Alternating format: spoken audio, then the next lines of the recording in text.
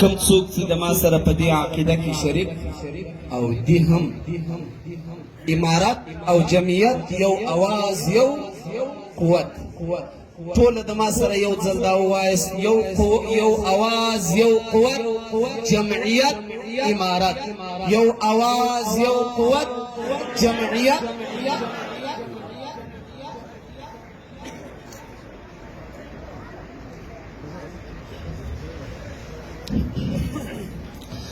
هلته دی که دلته دی لرې دی که پرې دی هلته دی که دلته دی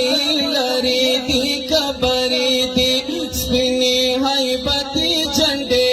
او که دا کمرې دی سپینې هیبتې جنډې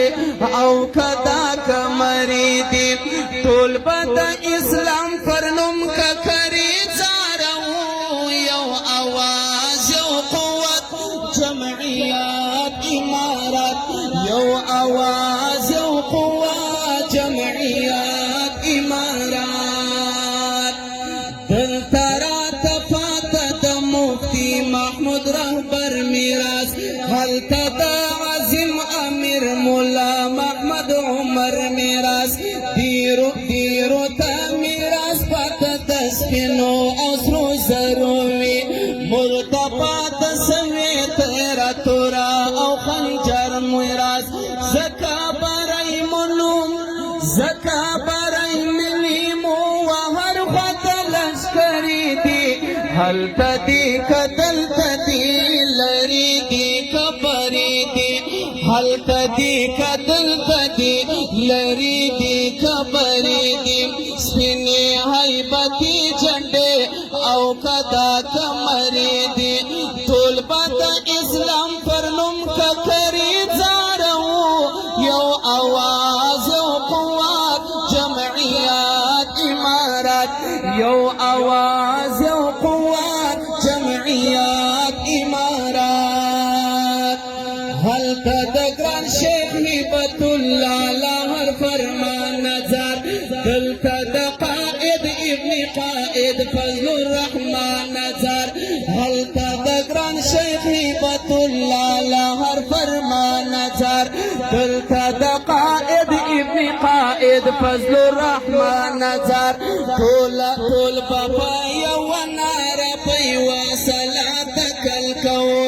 پورته دې کړي لاس د چا چې سر وي له قرآن نظر پورته دې کړي لاس د چا چې سر وي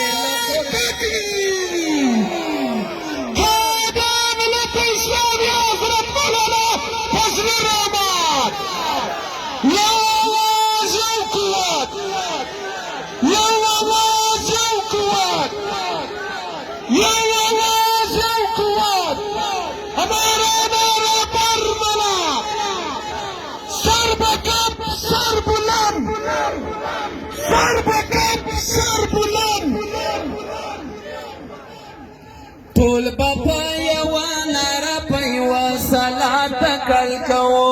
پورته دې کړي لاس د چا چې سر وي له قرآن نظر دا چې رپېدا د ازادۍ سپینې کوترې دي هلته دي که دلته دي لرې دي که پرې دي دغه هیبتې جنډې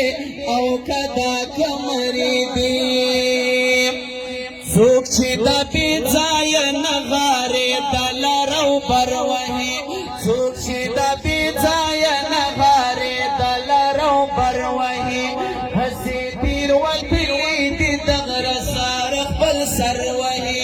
شل کاله بومونه اورېدل هغه دوی نه لیدل شل کاله بومونه اورېدل هغه دوی نه لیدل نن بیا د خاشه په مرګ په دوو لاسو ځیګر وهي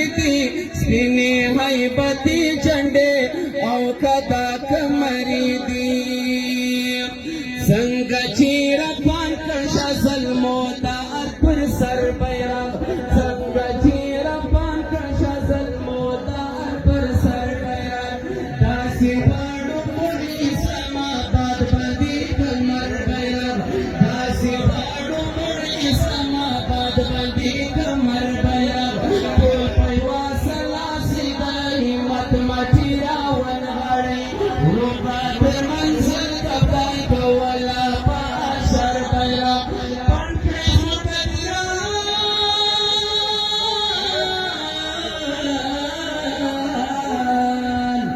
پنډ کړئ زموږ ډګران قایل خبرې ملغلرې دي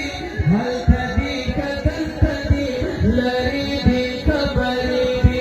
سینې هیبتي جنډې او که دا کمرې دي